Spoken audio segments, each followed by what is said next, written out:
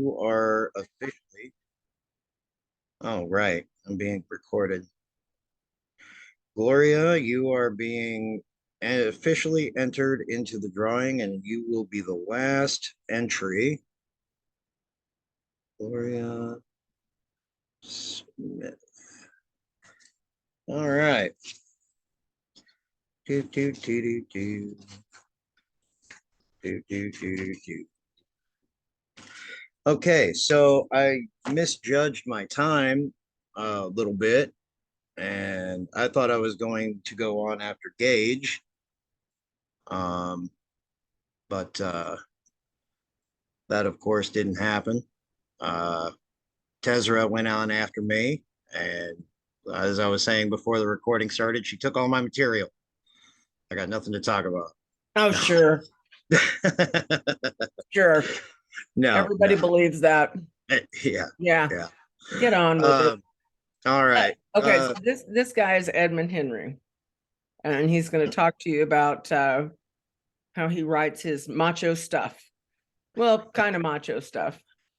uh, I've been told that I have like a real gritty style, Gritty. and um, basically, let's start off by kind of getting into like my headspace when it comes to writing. Um, because it's not like the typical at least I don't think it is because I've been told I'm weird, so I just picked up the ball and ran with that. Um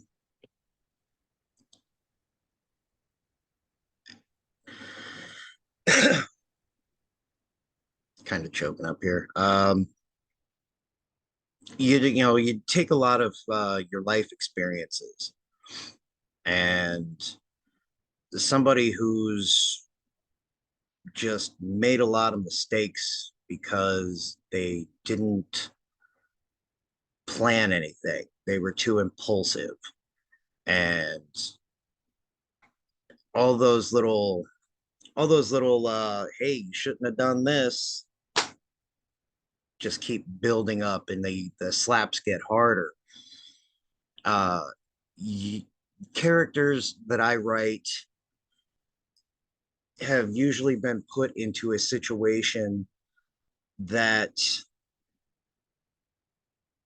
is of their own doing, or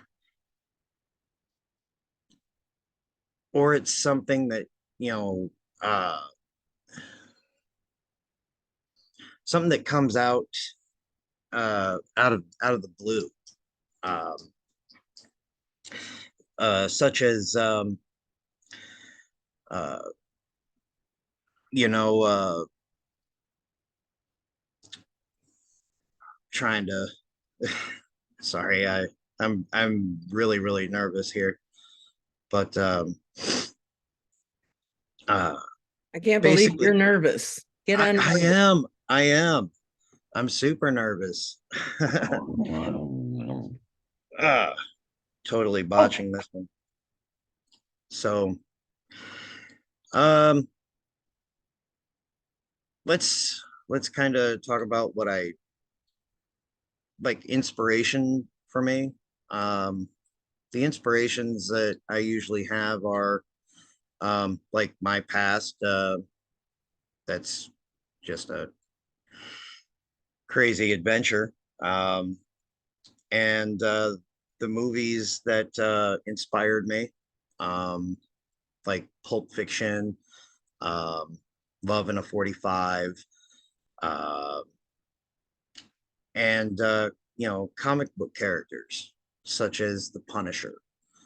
Um, the Punisher is actually one of the comic book characters that I can relate to the most. Um, the anti-hero Frank Castle, uh, depending on which iteration, he was either a cop um, or a special forces soldier, and he ends up losing his family in a mob hit. His wife and kid was killed, and the court system didn't do anything for him, so he just decided to take matters into his own hands. Um, that is the that is like a theme that really I really embrace that theme, that if that uh if you don't get what you need right away, and by the and taking proper steps, you have to be willing to go beyond to get that justice. um that's it's a principle. It's the principle of the matter, and I like to tell people that I am a man of principles. um i do uh I do admit that I do ramble, and my thought process does kind of jump around. Hard to follow me here, but Watch your chats. yeah, yeah. Let's see here. Chat. Rephrase. Uh, That was at the first. wow, my characters aren't bad guys; they're badasses. um, yeah. Is that a way to think of it? That is actually a way to think of it. All right, going on with that. Thank you for that. Um, yeah, I would say that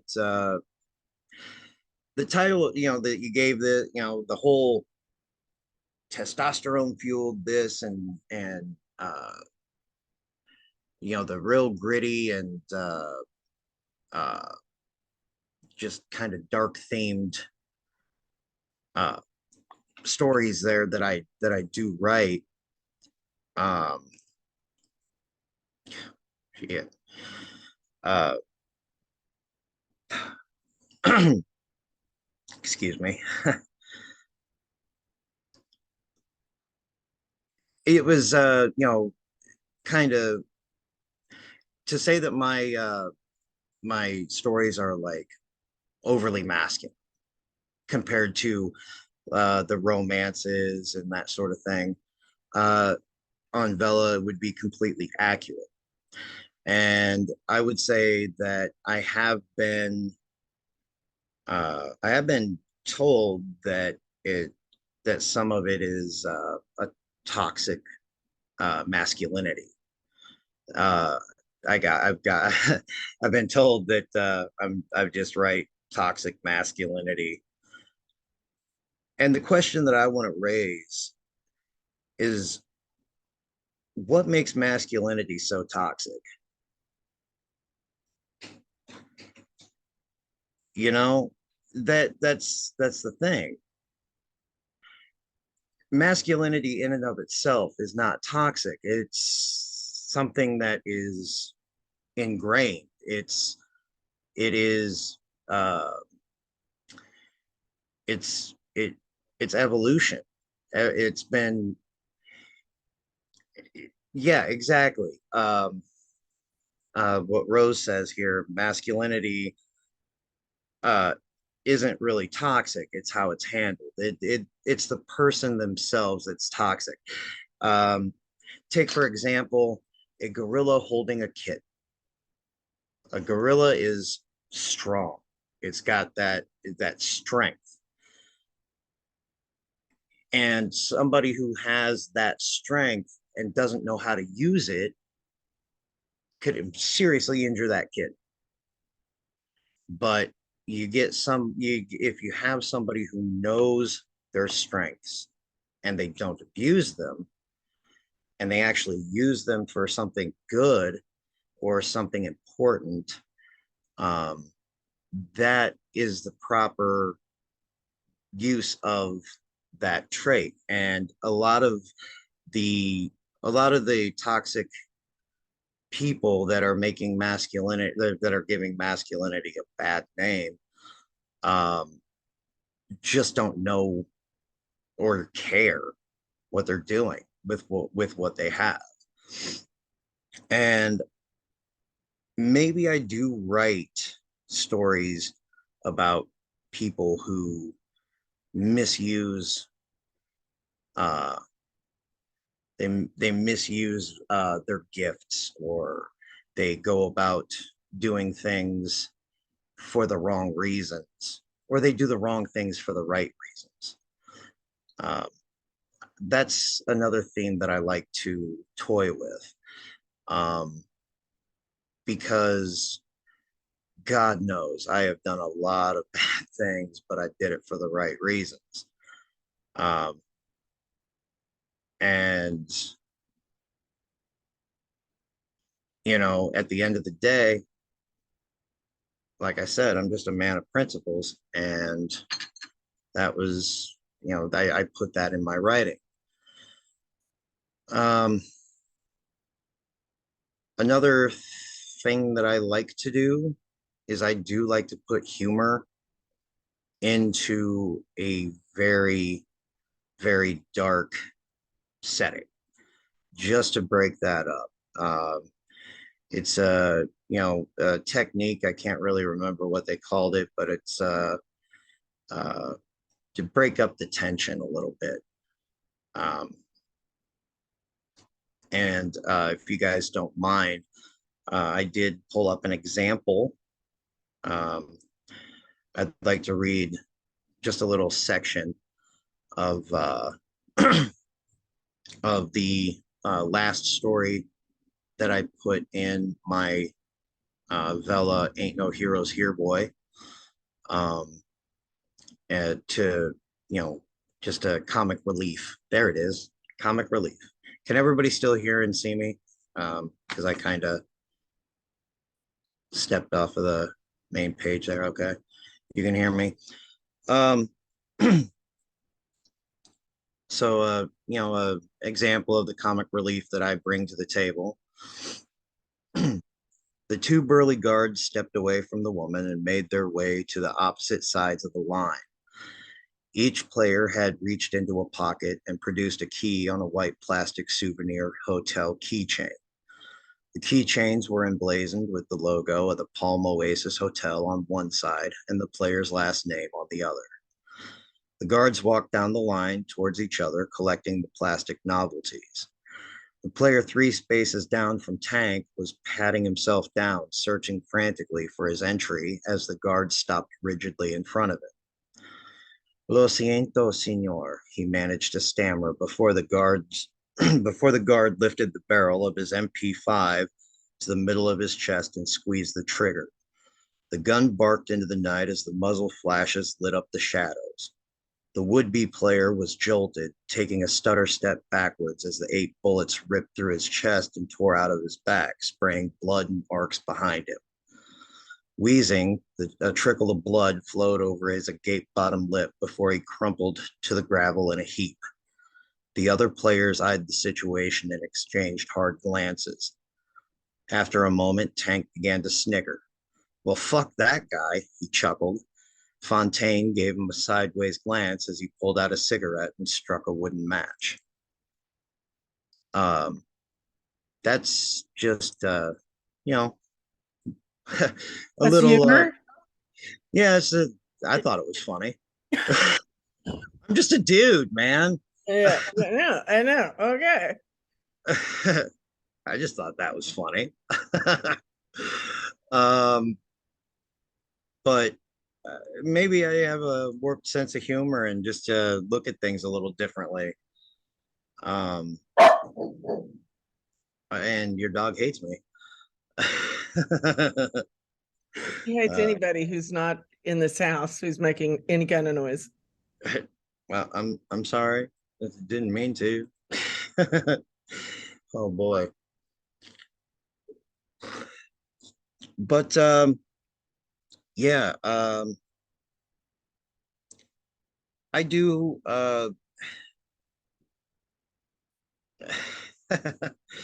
Well, I'm glad it lifted the mood there. Um, uh, but I find that I do have a hard time kind of, you know, breaking things down and explaining it. I'm more of a do it and show it. Here, this is what I did. Um, so, uh, I'm dying here. Somebody just ask some questions and maybe I can answer them and get this thing going on the right track, please. Um, Okay. So, so your Ain't No Heroes Here, boy, that's a collection of short stories, right? yes, yeah. Um, the inspiration for my short stories. I have an overactive imagination and I normally work, uh, like I said, I'm just a regular dude.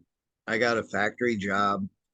Um, I've got, a family here at home that I come home to every night. Uh, Blue collar guy. I came from a small town out in Illinois with like 37, a population of 37 people. I grew up out in the sticks. That's pretty small. Yeah, yeah, it is. And I've always had an overactive imagination. And I also, as a kid, was either blessed or cursed by my mom and pops that just let me watch whatever the hell I wanted. So uh, it wasn't anything for me at 8 years old to be watching R-rated movies like The Terminator or RoboCop, um, Rambo. You know, so my love of movies has definitely uh, come into my inspiration. Um, Inspiration strikes weirdly. Um, I just get like a random weird thought throughout the day because I am doing a mind numbing job. And then it just kind of grows. And then it starts to move in my head. Okay. The plot of one of my short stories. Okay. Okay, let's see here. I got a bunch of questions here. So we'll start with this question. Give us a for instance of the plot of one of my short stories. Okay, well, the one that I just read from, that one was called Red 21. Um, and it is basically the story of a disgraced New York cop who accidentally killed a unarmed teenager, shot an unarmed teenager, and he was guilt ridden. And years after that happened, he found out about a Russian roulette tournament in the Philippines, and he enters the tournament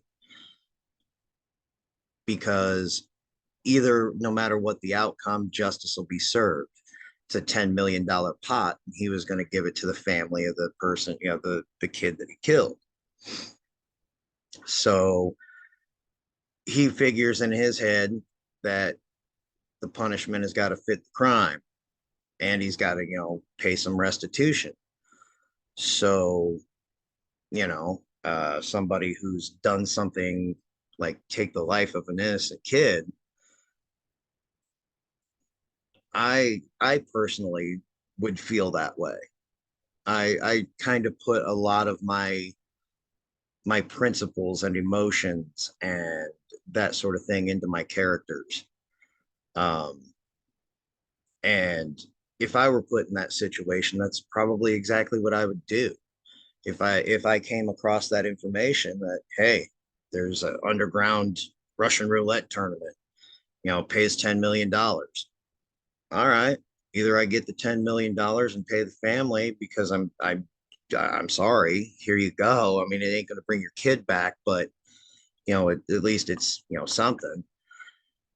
Or you don't win the tournament. I mean, there's only one way to win Russian roulette, and that guy just figures, it's either way, justice is served.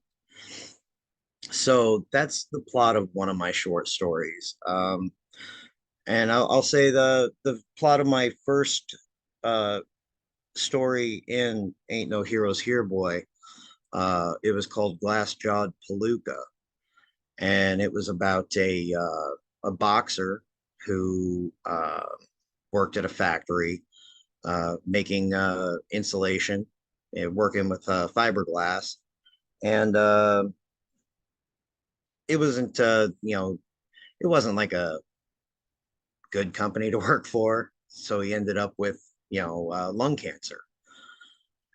And he was going to have like one last fight. And the mob decided to show up on his porch and tell him to take a dive. And that didn't sit well with him. So he decided that, he was dead anyway. He wasn't going to do what he was going to, he wasn't going to take the dive. He was going to knock the guy out in, the third or fourth round. At least that's what he had planned. But afterwards, he knew that because of his actions, the mob was going to come after him. He wasn't going to give him the satisfaction. He was dead anyway. So before the fight, he stuck a snub nose 38, snub nose revolver in his jock strap. So after the fight, and everybody's all celebrating and stuff, and they take his gloves off, he's just going to take the 10 count right in the middle of the ring. So that's kind of the plot of a couple of my stories. Sorry, I know they're not they're not the plots of some of my other stories. They're not really as humorous or lovey-dovey. I do have a couple of romances, but we're not going to talk about them here today. Well, tell another one of like that. I mean, that's the kind of stuff that I think is pretty compelling because I think those characters are relatable to a different audience than I can reach. Mm. Yeah. So tell another one. All right. Let's see here. I mean, can I ask a question? Yes. Yeah. Go for it. Who are your readers? Do you know? Is there a way to tell who your Vella readers are? Right now, I have gotten them from all over the place, honestly. I have people who tell me that they mostly read romance, but they liked the characters that I have written. Um, I have people who tell me that they like my writing style, even though they're more into like fantasy or, um, you know, when it comes to like my gritty stories, uh, they that I have people that just all over the place that come and I actually, truth be told, I write the stories for me. I'm a dude, and I'm like, this is what I like. This is, and I'm just lucky enough that other people are take a read and tell me, hey, it's actually pretty cool. So I guess I'm just lucky that way. Um, let's see here. When looking for something to read, what writer do I go to first? Well, do I really have to answer that? Because it's so basic. everybody says Stephen King, and I cannot not say Stephen King. It's um, yeah, I've read a lot of Stephen King, and that started like in sixth grade. Um, let's see here. Let's see here. Somebody says, do I consider my character similar to those 80s action heroes? In recent years, they're considered more toxic. No, I do not consider them similar to 80s action heroes. I more liken them to late 90s, early 2000s anti-heroes. That's kind of where the headspace that I'm in. Like I said, I mean, I pride myself and I tote the fact that I am a man of principles, and that's probably why a lot of people think I'm crazy because uh, I will do things for the principle of the matter, and that's kind of what I put a lot of I put a lot of that into my characters. Like uh, I have another story in Ain't No Heroes Here Boy called Dig Two Graves. And that one is about two brothers that are, you know, biker gang affiliated. Um, and they get the phone call that their sister and, you know, 6-year old little nephew were gunned down because they witnessed a mob killing. And of course, the legal system was bought and paid for. Uh, the mob, you know, the mobster that did it was actually like the kingpin's kid. So of course, you know that the mob rigged the trial and kid got off scot free. So, like I said, I mean, this goes back to the idea of, you know, the Punisher being relatable to me. Um, you know, I just wrote the story of, you know, if that would have happened to me, what would I do?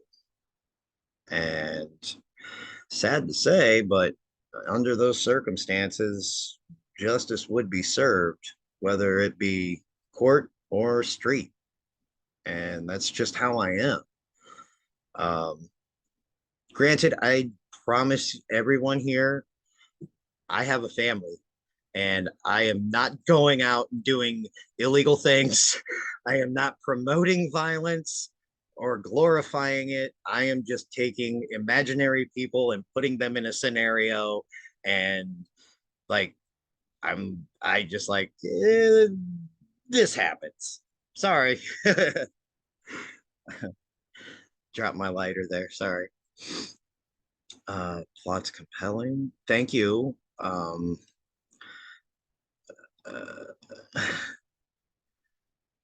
uh, okay, I like the darkness and making it relatable. Thank you very much. Uh, uh, Don Winslow. Am I thinking Don Winslow? Was that guy from Mad Men? Uh, No, no, it was Don Winslow. He writes uh not Power of the Dog. He wrote City on Fire. He writes crime, 80s, 70s, drug related cartel. He did that whole cartel series, you know. ah, Yeah. okay. All right, very cool. Thank you for that. I was just I'm gonna guessing. I'll have to look into some of his stuff. Thank you um for the tidbit. Uh I do apologize to everybody here for kind of freezing.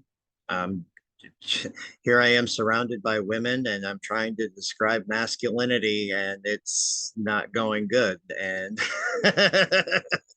uh uh I like to We're say being that nice, though. We're being nice. oh, I know you are. I know you are.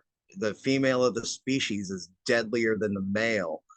And And I'm telling you. we deal with men all the time. I mean, you're half of the world out there too, right? Well, that's what they say. That's what they say. Uh, what would I suggest to appeal to a more male audience? Um,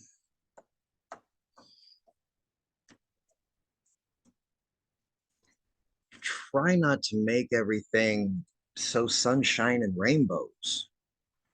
A guy's life, a normal guy like myself, has to provide for his family. He has that stress. He has all sorts of stresses that if he were to come right out and like break down and cry about it, somebody would tell him to shut up, man up, quit your whining, slog through it. Give them a character that's going through some worse shit than he is. Take his mind off of his problems and give them somebody that they can feel sorry for. Like, man, shit I'm going through ain't so bad. Look at this guy. You know, there's I would suggest that. I would also suggest to combat, lots of combat. Don't know why. Maybe it's just testosterone and that sort of thing, but a good fight scene is it is something that it's a thing of beauty. Um, it really is. The choreography in any action movie, like any Jackie Chan movie, any Bruce Lee movie, if you go back and watch, Bruce Lee actually said in an interview, uh, be like water. When you when you do everything in your life, be like water, flow like water, go with a purpose. Um, and if a choreography in a fight movie is good, it will look like the most beautiful ballet. And a couple of instances is I think her name is Chloe Moritz. She played Hit Girl in the movies Kick Ass and Kick Ass 2. Her fight scenes were incredible. And in the first Kick Ass movie, she couldn't have been 12 years old. And she was pulling off some of these moves and just with grace and just viciousness that rivals it rivaled Jet Li, honestly. Um, and like I said, if it's done correctly, it will be it's just a thing of beauty. And I don't know how many guys would be willing to admit this, but at least that's how I see it. So there's that. Uh, Next question. I hope that helped.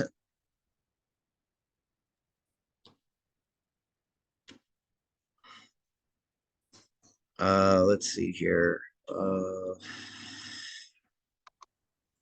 Let's see here. Um,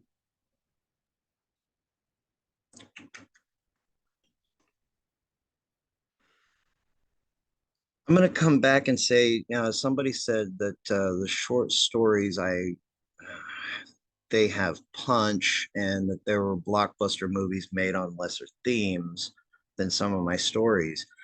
Um, I think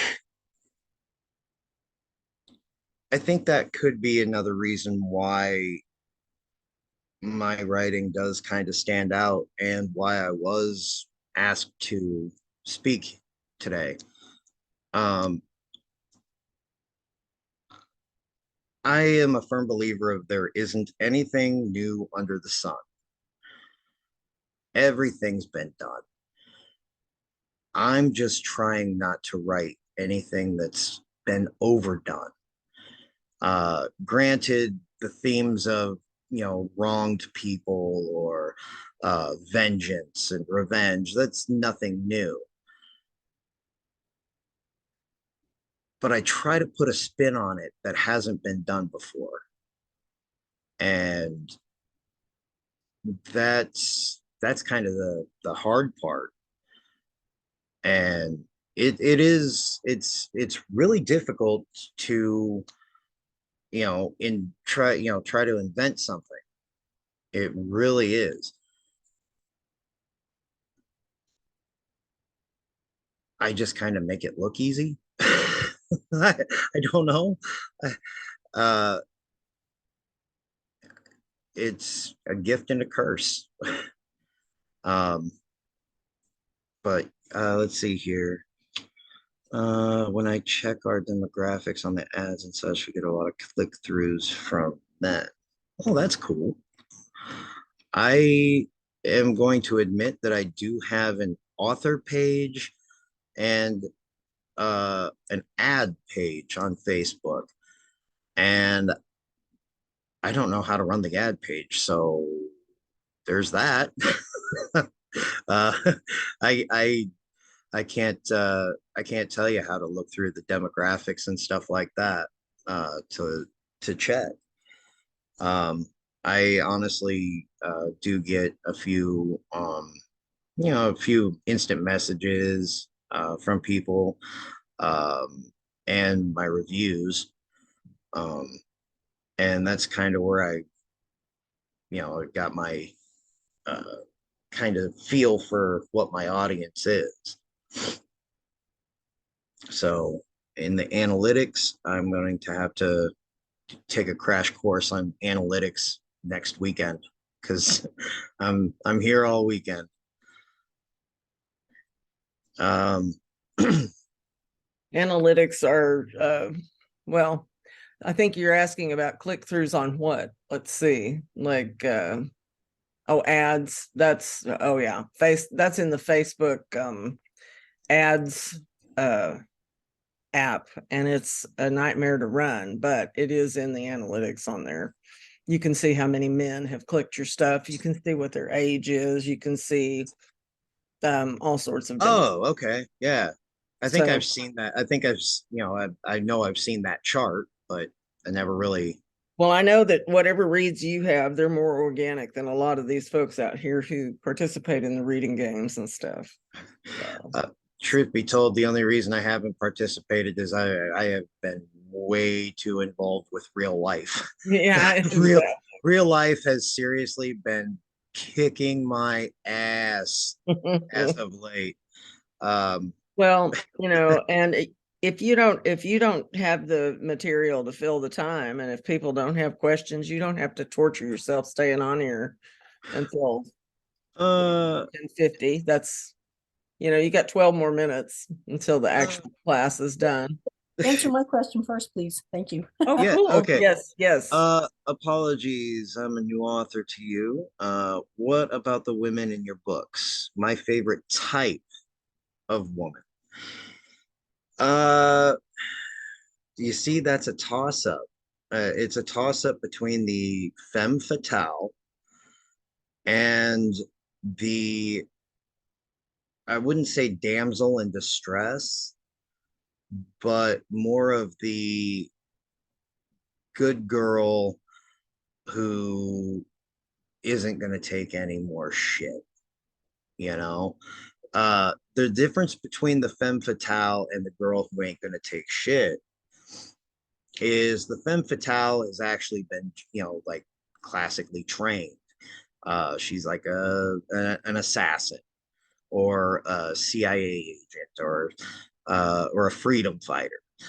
Now the damsel in distress, that I the she's not really the damsel in distress. She's just the girl next door that was put in a crazy situation and had to fight her way out of it, you know. She didn't have a Prince Charming coming to save her. So um like it's like Sarah Connor in Terminator 2. Okay. Um she's put in a completely absurd situation that no one on earth would believe, ends up in a mental institution over it. And that whole time she's there, she's just working out, making herself stronger. She's causing a ruckus with the with the guards and always trying to escape. She's trying to do it herself. Get Bill or Kill Bill, yeah. That Uma Thurman with a sword. That's all I'm gonna say. Uma Thurman with a sword. You want more? You want more guy readers? You make characters like Uma Thurman with a sword, and she gets silly with that cheese whiz. I'm serious. You want more guy readers, and you don't want to fall into the stereotype of writing like big boobs and all this stuff. Yes, that's what you do. You get a strong female character who's just out on her merry little life, and she's just She was both, though. She was oh both. yeah, she was She was both. She was classically trying to step trained, but she away. was just trying to have a family. Yup, yup. You know what? She was John Wick before Keanu Reeves was. Yeah, Jane Wick. Yes, yes, yeah. um, but let's see here. Um, something to wrap it up with. Ooh. Oh, did you see that Rose asked a question? She said, "How do you feel about stories where the girl saves the guy?" Oh, kind of like in the movie The Long Kiss Goodnight. The I Long can't Kiss remember. Goodnight was that one was an amazing movie with Gina Davis, where she was a femme fatale, but she ended up with amnesia, and she started a little life, found a guy, got married, had a baby. She's living a completely normal life until somebody recognizes her and comes after her and Oh, tortures her. And there's the scene. I'm pretty sure none of you ladies are going to go back and watch this movie. I am. So, oh, spoilers. Here's a Okay. spoiler. There is just this scene where she finally gets her amnesia cured, and she's on this like water wheel, and they're spinning her, so she's getting dunked underwater over and over and over again. And you can tell she did an amazing job, because she's going in all terrified, but when she comes up out of that water, oh, the look on her face, telling you, that right there, that is a testosterone pumper right there. It's that that's what we're talking about here today, is just Awesome. that. Yeah. And I think I do my part to try to um bring more of that storytelling into the world. It's just stuff that I like. I'm just a typical dude, and I like action movies, and I like that genre. And sadly, there's uh, don't be so afraid to keep a strong woman strong. Right, right. Um, and that's another. I'm going to step back and I'm actually going to um I'm gonna say I think that's why a lot of people in have noticed that I totally tote um a a book called Raising Bo um by another Vella author. Her name's Christina Fancher. That story just resonated with me because of the strong female character and the situation she was put in. Um, if you ever get the chance, check it out. That's that's it on that one. I love strong female characters, and um, I have a little issue with people who say they have the strong female characters, and then they go completely in the like over feminize, like man hating and that sort of thing. Uh, I, I I hate that. I really do. Um, What did you watch The Americans? the Americans. I Yeah. think I watched like the pilot episode, and then like I Well, ended up. Carrie Russell in The Americans, I think she is the consummate female badass. She just played a normal American housewife, but she was Russian trained, Mhm. KGB, and their top agents were these, ones that were faking out playing Americans. Right. So, oh man, she's amazing in that. I think I binge watched, what was it, 8 seasons of that stuff in like, I don't know, 3 weeks or something. It was ridiculous.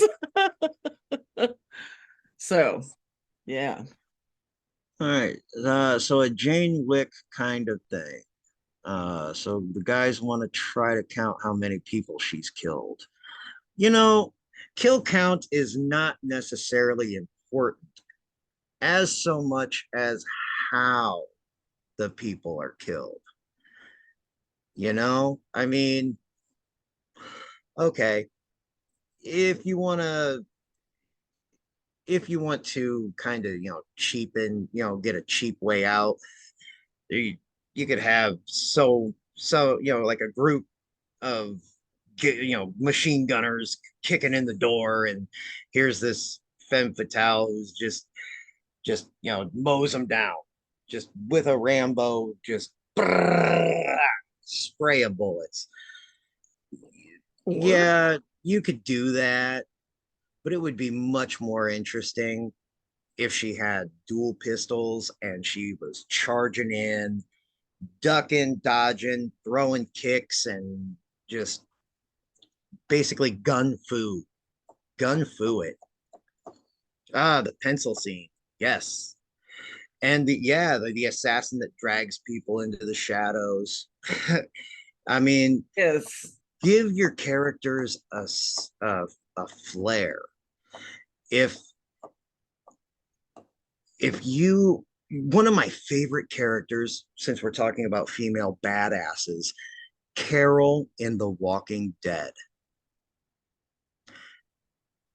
Carol in The Walking Dead. There is nothing, there is no character, no character in literature more ice cold than Carol. And I say this because throughout all that horror that she had been through, it just totally desensitized her, because she started off as an abused housewife with a little kid, a little girl. She ends up losing her douchebag husband, like she should, in a awesome fashion. So, but then she also loses her little girl, and she's dealing with that upon dealing with being in that apocalyptic horror setting, until she gets to the point where she tells another little girl, just watch the flowers. That's ice cold. That's ice cold. And she is just no nonsense on any of it. And she's cold, ice cold. My opinion. Yeah, but if you take them too far that way, they become unrelatable. Maybe. What was it? That line in Scarface? Nothing exceeds like excess. uh, That's true. well, we've got 10 minutes left. I've rambled and stumbled and made a complete and total ass of myself. So, uh, who's here just to see who won the jersey? Who's who's sticking around for that? I think you're the only one who is this excited, you know? I am. I'm very excited for this because I'm a nice guy. I try to be a nice guy, and I just want to make somebody smile with some free shit. Like, here you go, dude.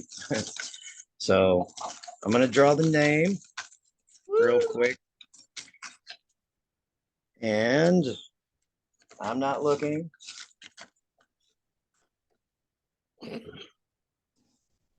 And the winner is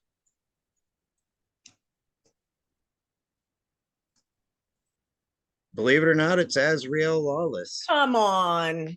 No, no, no. And I will draw another name if Draw you don't. another name. I another disqualify name. myself. Fair enough. Yes. Yes. Draw another Not name. looking. Nobody's looking. Regina Bergen or Bergen. Was she a guest here today?